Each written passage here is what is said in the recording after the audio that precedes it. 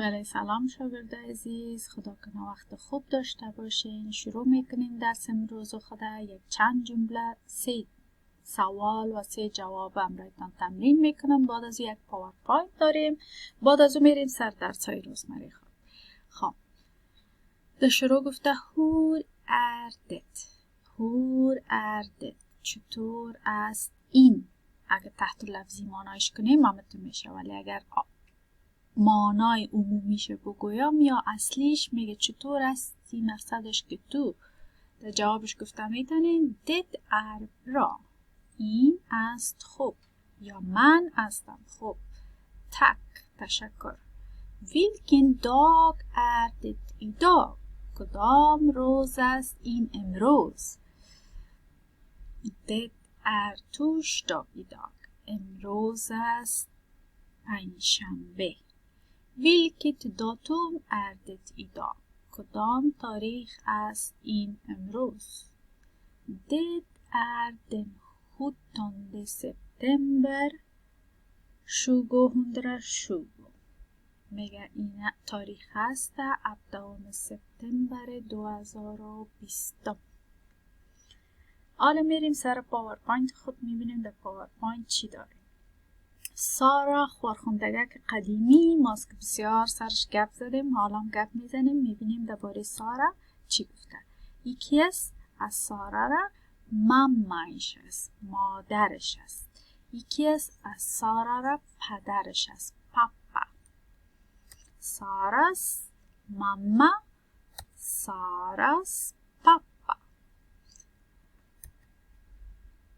föräldrar، mamma och pappa، یعنی مادر و پدر اردوش میگه föräldrar. مادری چی میگه؟ والدین میگه، والدین. ساراس föräldrar، والدین سارا. اینی یک اسم مانای از میده. از سارا را پدر و مادرش یا والدینش. اوسا نام مادرش است. ساراس ماما heter اوسا، از سارا را مادرش نام داره اوسا. یان، ساراس پاپا heter یان. ساراس föräldrar heter اوسا och یان. از سارا را پدر و مادرش یا والدینش نام داره اوسا و یان. Vad heter dina föräldrar؟ چی نام داره پدر و مادر تو؟ اوسا، یان. در بینش دو چله است. یان och اوسا är gift. یان و اوسا اردوش چیز ازدواج کرده یا عروسی کرده. یانس فرو، از یانا خانمش. یانس فرو heter اوسا، از اینی اس از منامته. از یانا خانمش نام داره اوسا. اوساس من، از اوسا را شوهرش. اوساس من heter یان، از اوسا را شوهرش نام داره یان. är du gift؟ ایزی پرسان میکنه آیا تو ازدواج شده هستی؟ یا jag är gift، بله من ازدواج شده هستم. Vad heter din man؟ چی نام داره شوهر تو؟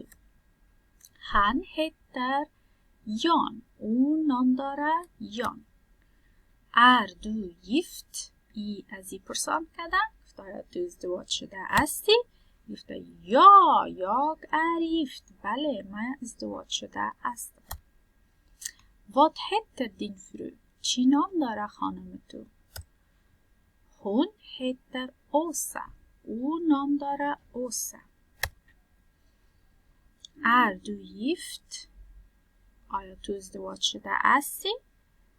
Vad heter din fru؟ چی نام داره خانم تو؟ Vad heter din man چی نام داره؟ شوهرتون. ماما و ای هم پاپا. ماما و پاپایش چند تا اولاد داره؟ دوم هار فیره بان. آنها دارن 4 تا اولاد. انسون 1 تا پسر. انسون 1 پسر دیگه. 2 sonnar 2 دانه پسرها. En dotter 1 دختر. En dotter 1 دختر. شد 2 döttrar 2 دانه دخترها. 2 sonnar 2 döttrar. اینی 2 نفر 2 تا پسرها داره 2 تا دخترها. De har 4 barn, 2 söner och 2 döttrar. De har 2 barn. میگه اینا اولی رو میبینیم ای از ماما ای از پاپا. De har 2 barn. آنها دارن 2 تا اولادا. En dotter, en dotter. 2 döttrar. 2 تا دخترها. De har 2 döttrar. آنها دارن 2 تا دخترها. En dotter. Många döttrar. 1 دانه دختر چندین دانه دخترها. اینجا میگیم hur många döttrar har du. چقدر دخترها داری تو. Jag har en dotter. من دارم 1 تا دختر. Jag har många eller 2 döttrar. Jag ser 3 döttrar جمعش.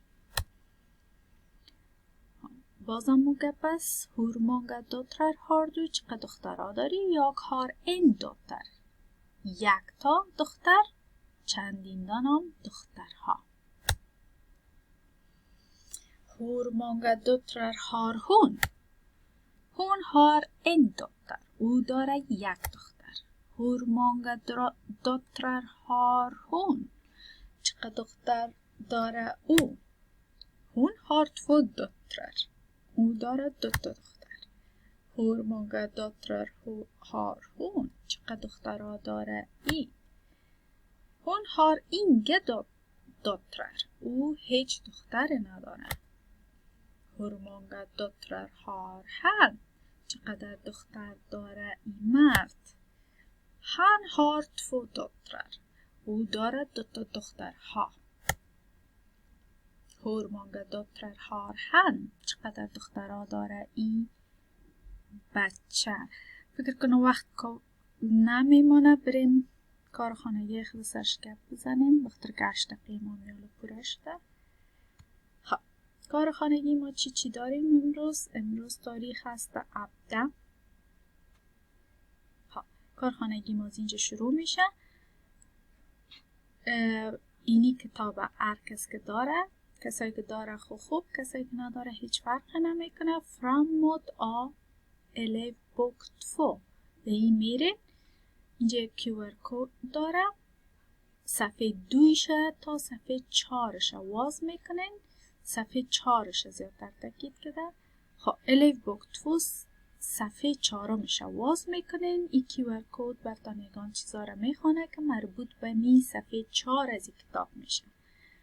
وقتی که ای را خواندین اینجا میرین ساراس föräldrar. ساراس föräldrar را میال کار کردیم در پاورپوینت.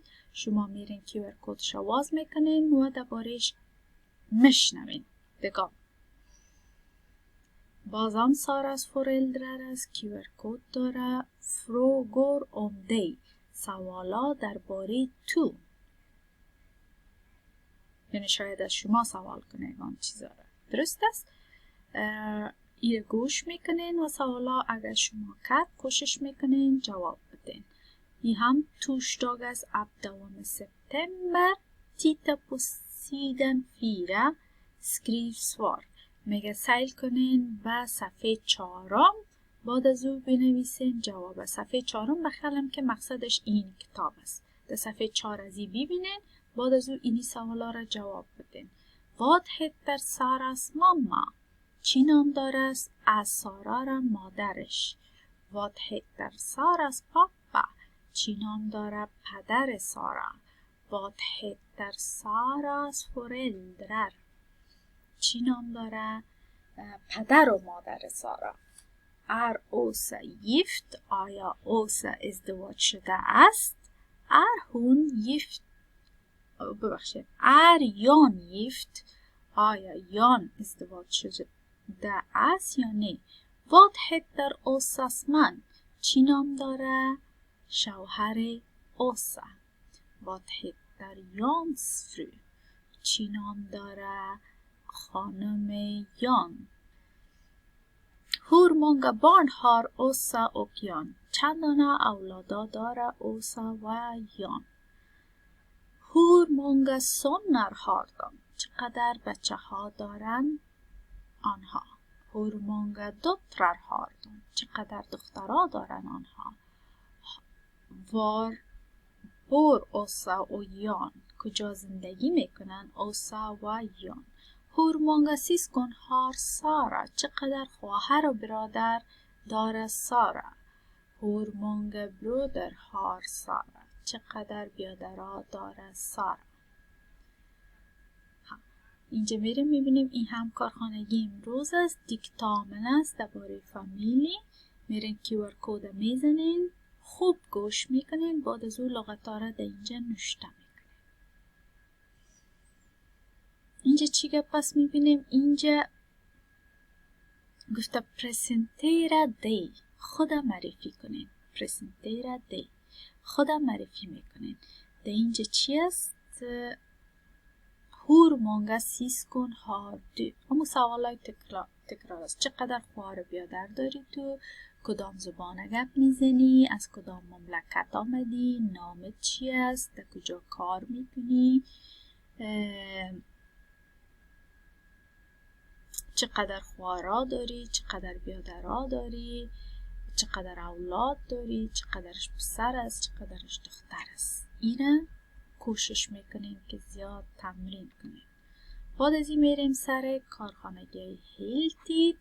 دیلتید اینجا خلاص میشه. کارخانگی هیلتید از اینجا شروع میشه. توشتاگ 17 سپتامبر، پنجشنبه 17 سپتامبر. اینجا QR کد داره. این تکست چندین بار گوش میکنین، خوب که یاد گرفتین. بعد از او این تکست میارین در اینجا نوشته میکنین.